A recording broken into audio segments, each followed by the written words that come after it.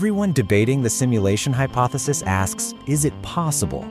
Nobody asks the sharper question, what does quantum mechanics actually demand from the simulator?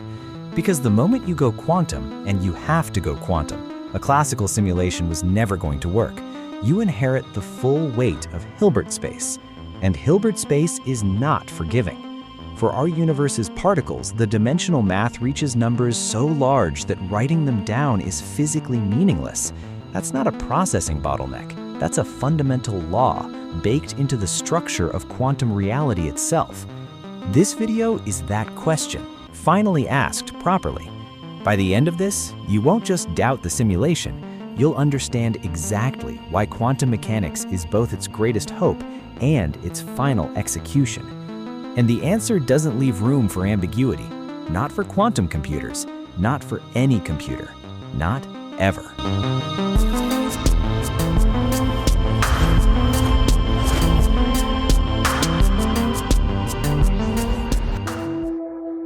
Let's start with the logic trap. The simulation hypothesis says we might live inside a computer simulation created by some advanced civilization. It's the Matrix, but without leather and probably worse lighting. The modern, rigorous version of this idea was framed as a trilemma.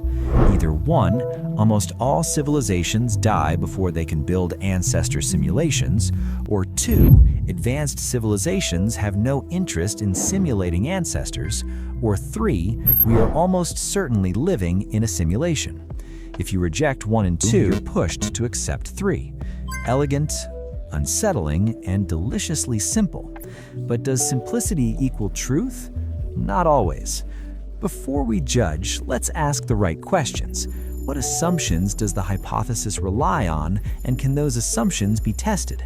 There are three big assumptions hiding behind the idea that we are simulated: computational feasibility, philosophical substrate independence, and the statistical argument about observers.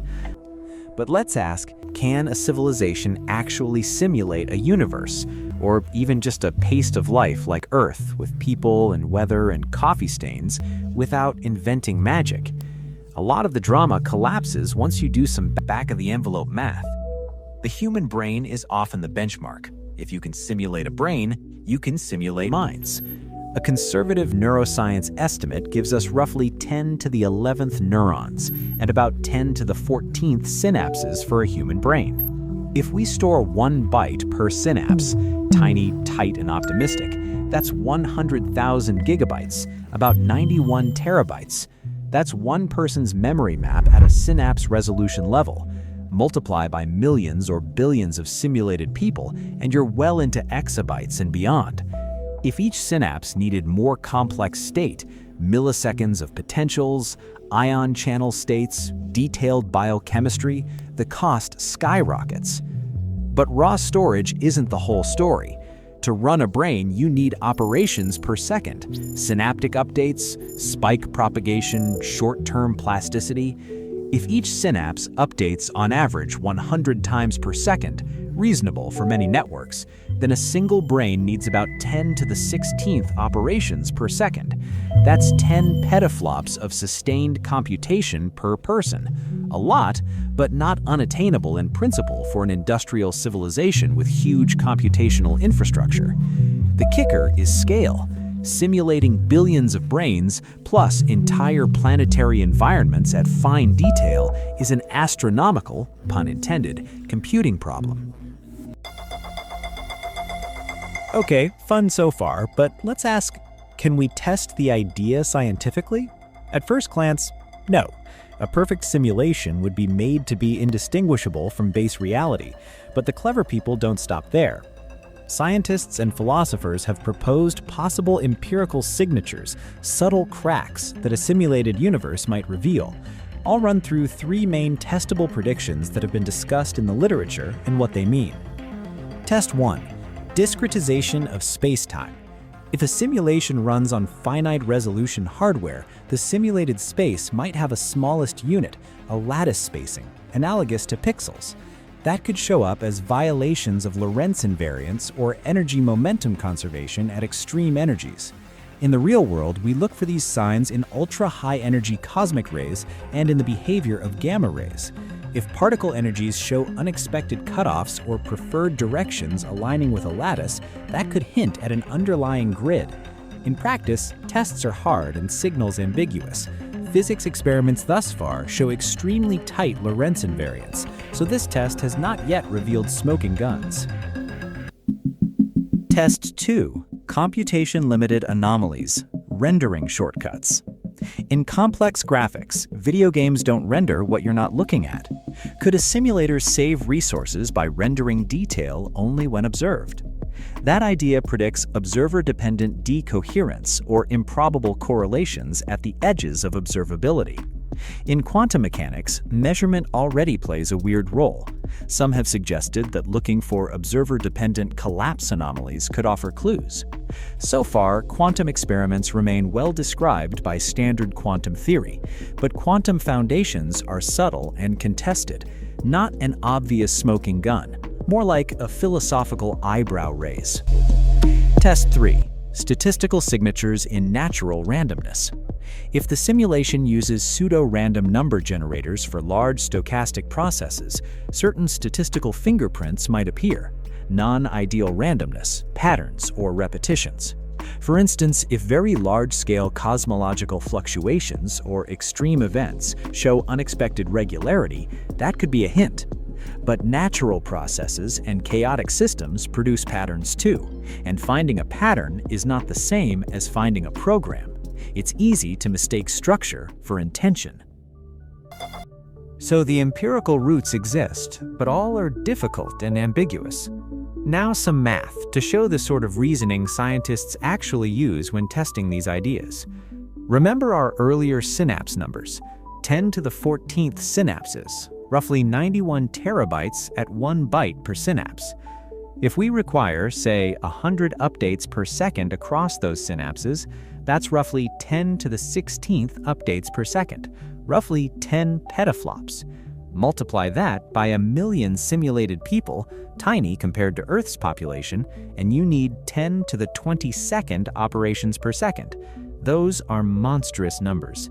The upshot: if the future civilization is running such sims, either they have unfathomable compute or they limit the simulation in clever ways: coarse-grained physics, selective fidelity, or partial realism. That gives us a clue.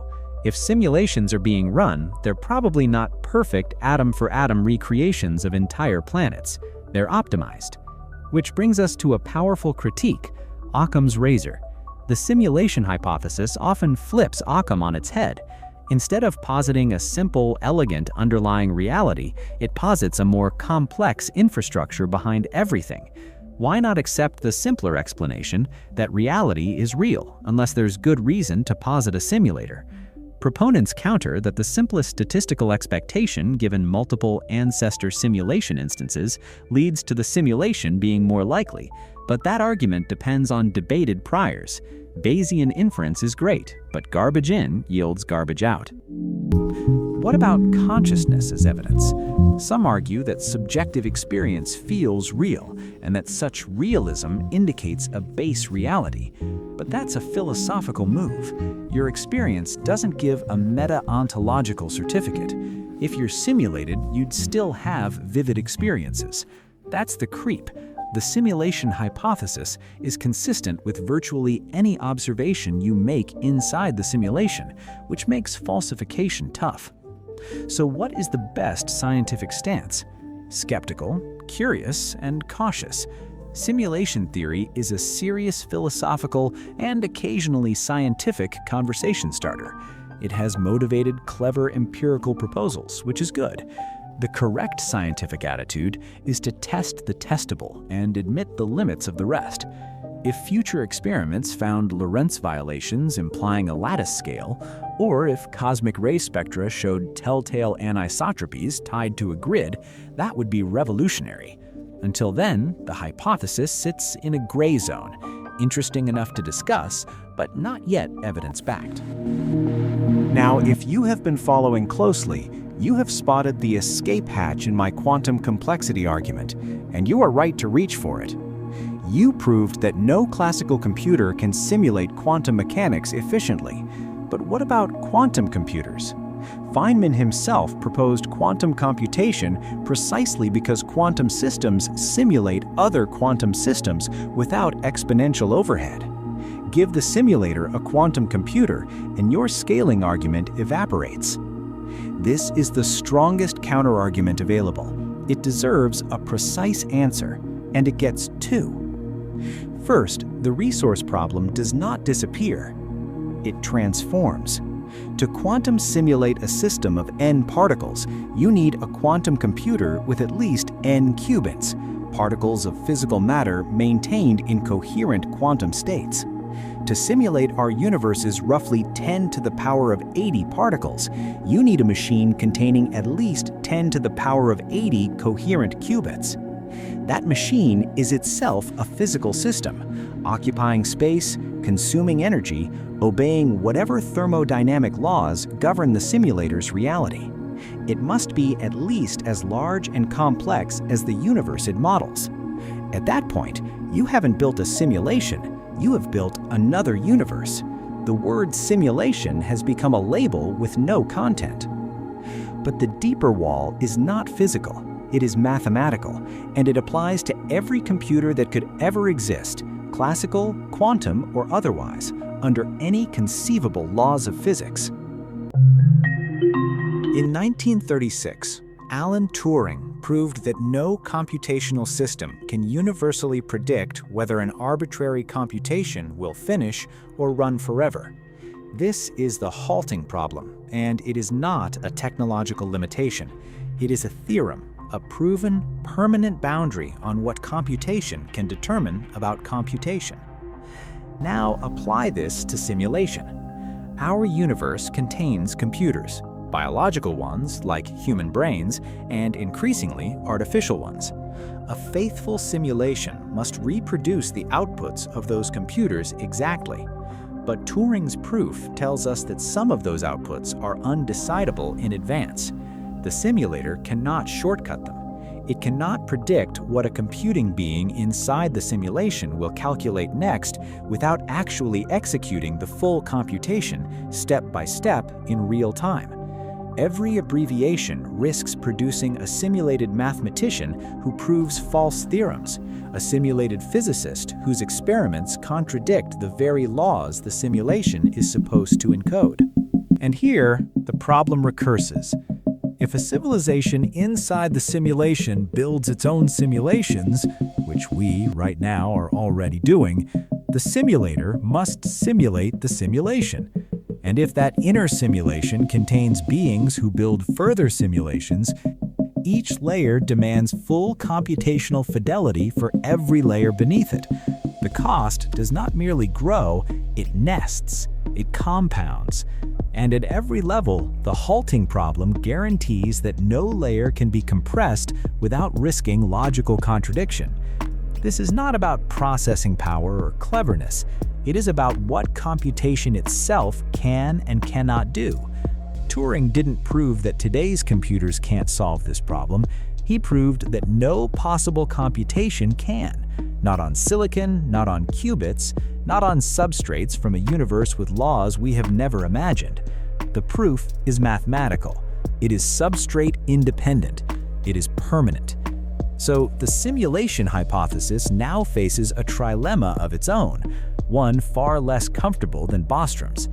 Either the simulation doesn't faithfully reproduce computation, in which case it isn't simulating minds and consciousness is an illusion inside it, or it does reproduce computation faithfully, in which case it requires a machine at least as complex as reality and the word simulation means nothing, or it tries to shortcut the computation, in which case Turing's theorem guarantees it will eventually produce a logical contradiction, a glitch not in the rendering but in the mathematics of the simulated universe itself. Pick your option. None of them lead to, we are probably simulated.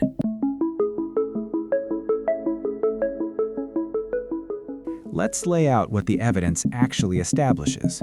The classical computational requirements for simulating a universe are enormous. Exabytes of storage, 10 to the power of 22 operations per second, energy budgets governed by Landauer's principle, but not theoretically insurmountable for a sufficiently advanced civilization.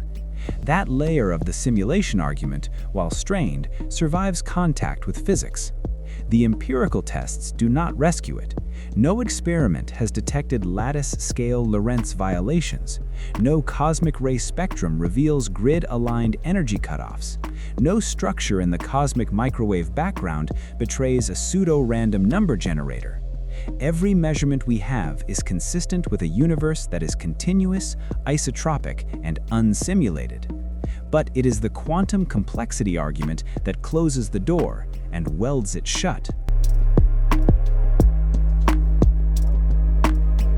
The Hilbert space required to describe a quantum system scales as 2 to the power of n, where n is the number of particles. For just 300 particles, that yields approximately 10 to the power of 90 dimensions, 10 billion times more than the total number of atoms in the observable universe. For the universe's actual 10 to the power of 80 particles, the dimensionality becomes 2 to the power of 10 to the power of 80, a number so vast that no notation in mathematics makes it feel small. This is not an engineering bottleneck awaiting better hardware.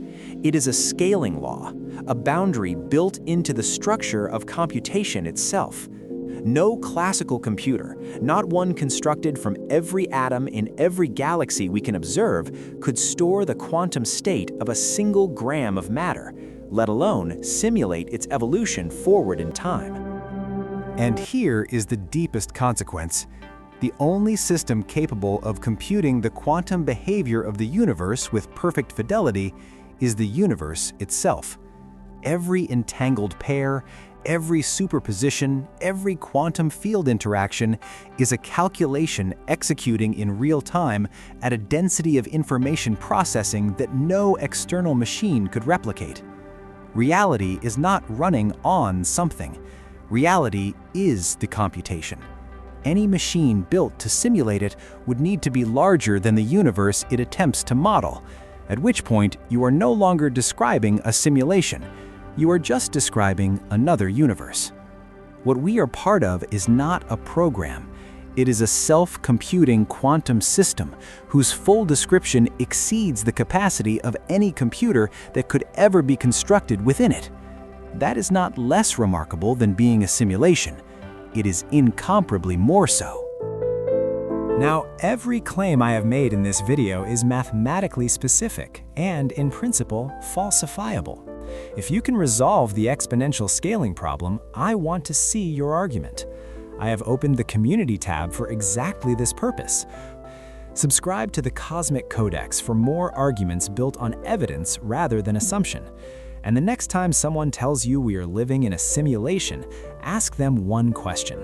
How do you plan to classically simulate a Hilbert space of dimension 2 to the power of 10 to the power of 80? Then watch them change the subject. Until next time, demand the math.